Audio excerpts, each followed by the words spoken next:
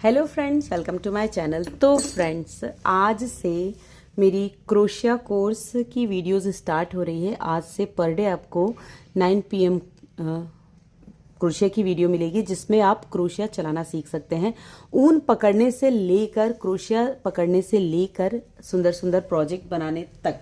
अब सुंदर प्रोजेक्ट कैसे, देखिए इस तरह के, ये देखिए ये मैंने बनाया हुआ है, ठीक है। ये भी मैंने क्रोशिया से बनाया है। अगर आप क्रोशिया से आइटम बनाने में इंटरेस्टेड हैं तो आप इन सब चीज़ों इसके द्वारा सीख कर ये सारी चीज़ें बना सकते हैं। ये देखिए फ्रॉग, ये जूरा पिन इस तरह से बाल में लगाने के लिए, ये टर्टल की रिंग। अभी फिलहाल तो ये की रिंग्स ही हैं मेरे पास। बेबी स्वेटर्स, ये देखिए डॉल, कार हैंगिंग है, ठीक है। और बहुत सारे आइटम्स ऐसे हैं जिससे आप बना सकते हैं। अगर आप ऑनलाइन बिजनेस स्टार्ट करना चाहते हैं तो क्रोशिया के आइटम्स जो हैं वो आपको काफ़ी अच्छा प्रॉफिट देते हैं, ठीक है। तो आज से हम क्रोशिया चलाना सीखेंगे और मेरी कोशिश रहेगी कि मैं आपको इस तरह से बताऊं कि जो बिगनर्स यानी कि जिन्हें क्रोशिया पकड़ना भी नहीं आता है, वो भी आसानी से सीख सकें। देख रहे हैं ना, खूबसूरत सा टेडी बियर। तो मन कर रहा है बनाने का, तो वीडियो में बने रहिए। वीडियो पसंद आएगी तो वीडियो को लाइक कर दीजिएगा, मेरे चैनल को सब्सक्राइब करके कमेंट करना और हाइप देना न भूलिएगा। तो चलिए स्टार्ट करते हैं। ऊन से शुरू करते हैं कि किस तरह की ऊन होती है। देखिए ये जो चीज़ें मैंने बनाई है ना, ये मैंने गंगा डिज़ायर से बनाई है। एक्रेलिक वूल है, थोड़ी मोटी होती है, थिक होती है और काफ़ी अच्छे प्रोजेक्ट इससे बनते हैं। और ये देखिए जो बटरफ्लाई मैंने बनाई है, ये मैंने मेरे स्वेटर में से बची हुई थी ऊन, तो उससे बनाई है। पतली ऊन है। ये टर्टल भी पतली ऊन से बनाई है, रेशे वाली ऊन से बनाई है। ये देखिए ये भी पतली ऊन से बनाई है। ये सनफ्लावर किचन, ये मैंने मोटे ऊन से बनाई है, गंगा डिज़ायर से, ठीक है। तो ये सारी चीज़ें आप बना सकते हैं। आपको अपने यूज़ के लिए, किसी को गिफ्ट देना है या फिर स्मॉल बिजनेस करना चाहती हैं तो ये सब चीज़ें आप बना सकती हैं, जिससे बहुत अच्छा प्रॉफिट मिलता है। ये देखिए, ठीक है, लग रहा है ना प्रीटी। और बहुत टाइम भी नहीं लगता है। ऊन मेहनत तो लगती है। मैं नहीं कहूँगी कि अगर इससे प्रॉफिट आपको मिल रहा है तो बहुत ज़्यादा प्रॉफिट नहीं है। ऊन की कीमत भले कम हो, लेकिन जो आपकी टाइम और जो आपकी मेहनत लगती है ना, उसके मुकाबले ये जो प्राइस होती है इनकी, जैसे ये जो है, ये मैंने ऑनलाइन सर्च किया था तो ये 295 का था और मुझे मुश्किल से 1 घंटे लगे थे इसको बनाने में। मतलब बनाने के बाद ये ऑर्गेनाइज वगैरह सब करने में मुझे 1 घंटा करीब लग गया था, ठीक है। सारी चीज़ें जैसे बनाने के बाद ये स्टिच करना, मोती, ये आंखें लगाना, फिर इनको सिलना, ये घंटी बांधना, ये सब चीज़ें करने में थोड़ा टाइम लग जाता है, ठीक है। तो ये 1 घंटे का करीब लग जाता है टाइम, और एकदम से आपको कंसंट्रेट करके बनाना होता है, तो मेहनत का जो फल मिलता है वो मैं नहीं कहूँगी कि बहुत ज़्यादा है, लेकिन हाँ, आप इससे अपनी मेहनत का सही फ़ायदा, सही मुनाफा पा सकती हैं। तो चलिए स्टार्ट करते हैं। तो मैं ऊन के बारे में आपसे बात करती हूँ। पहले देखिए, ऊन क्रोशिया के आइटम्स बनाने में सबसे जो ज़्यादा ज़रूरी है वो है क्रोशे हुक। ये डिसाइड करना कि हमें किस नंबर का क्रोशे है, किस वर्क के लिए चाहिए, ठीक है। समर टॉप के लिए आप मोटे क्रोशे हुक का यूज़ कर सकती हैं, ठीक है। मोटा क्रोशे हुक, पतले क्रोशे हुक, देखिए सबसे पतला क्रोशे हुक मेरे पास ये है 5 नंबर का, 5 नंबर का क्रोशे हुक है। ये धागे से आप कोई वर्क कर रही है, जैसे मान लीजिए रुमाल वगैरह होती है, रुमाल के जो कॉर्नर होते हैं ना, जब हमें बनाना होता है तो हम इस तरह के क्रोशे हुक का यूज़ करते हैं। इसके अलावा इसका यूज़ मोती को खींचने में भी किया जाता है। जैसे मोती, हमको किसी प्रोजेक्ट में मोती लगानी है, इसमें से धागा निकालना है, तो हम ये क्रोशे की सहायता से उसमें से धागे को पुल करते हैं, ठीक है। ये काम किया जाता है। इसके अलावा जितने भी जो आपको कपड़े पे क्रोशिया वर्क करना होता है, जैसे मेजपोश का किनारा, रुमाल का किनारा, या फिर पतला धागे का जो वर्क होता है, वो हम इससे करते हैं। 0.5 mm, 5 नंबर का क्रोशे हो के कितने mm का है मैं बता नहीं सकती। फिर इसके बाद आता है ये 2.25, ये देखिए 2.25 mm का क्रोशे हुक है। ये जो धागे के वर्क होते हैं ना, धागे से जो हमें वर्क करना होता है, देखिए कॉटन का धागा है, इससे जब हमें वर्क करना होता है तो हम इसका यूज़ करते हैं, ठीक है। बहुत कुछ डिपेंड करता है कि आप किस तरह की बुनाई करती हैं। अगर टाइट बुनाई करती हैं तो आप 1 नंबर ज़्यादा क्रोशिया हुक ले सकती हैं।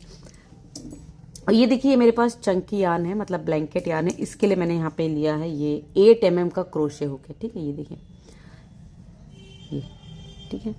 पतले क्रोशे हुक से इसके जो बहुत ज़्यादा टाइट होता है, देखिए इस तरह से ये, ठीक है। ये स्वेटर वाली वूल है, ये पतली वूल है। नॉर्मली 10 नंबर का जो क्रोशे हुक है, 3.5 mm का जो क्रोशे हुक है, मेरे ख्याल से वो आइडियल होता है। उससे आप हर तरह की बुनाई कर सकती हैं।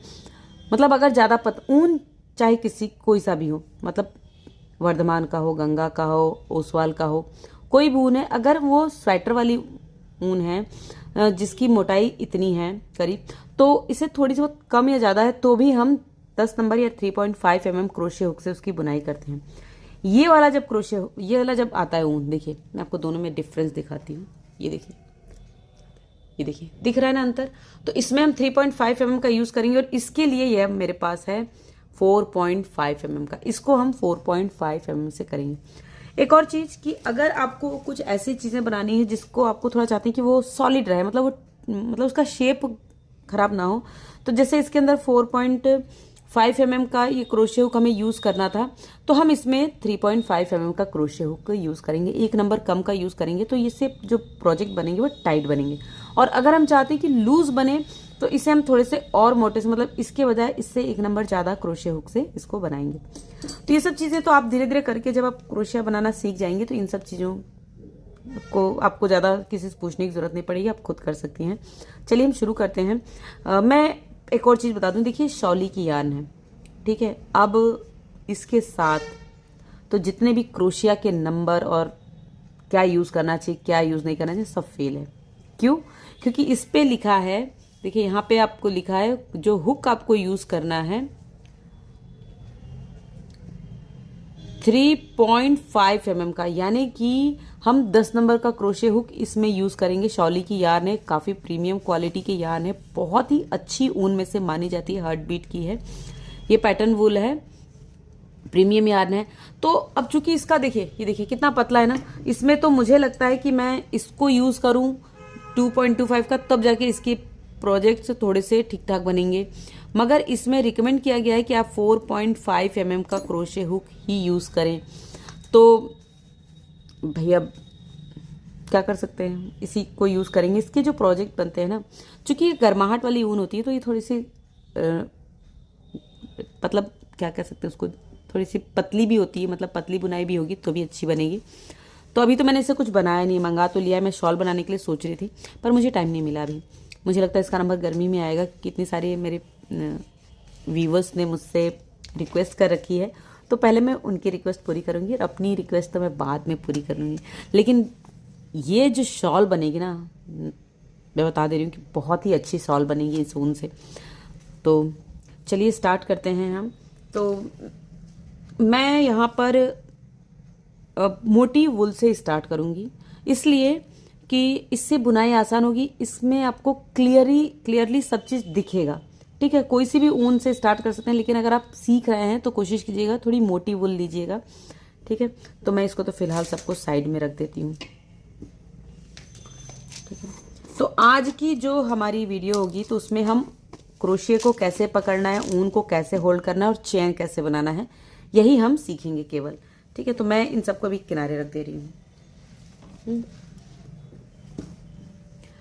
अब देखिए ऊन हम यहाँ पे ये गंगा डिजायर एक्रिलिक वूल यूज कर रहे हैं।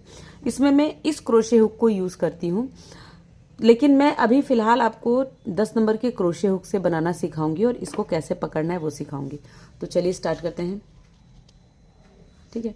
अब देखिए ये है ऊन आपका, ये है हमारा क्रोशे हुक और ये हमारे 2 हाथ सबके पास 2 हाथ हैं भाई।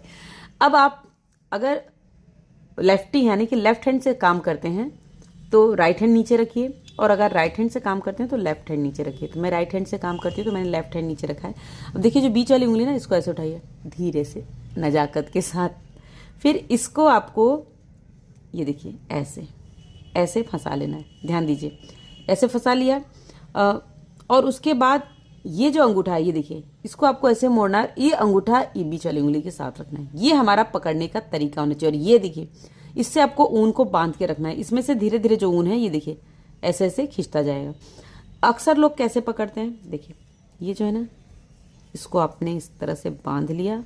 बांधने के बाद हम इससे काम करना शुरू करते हैं।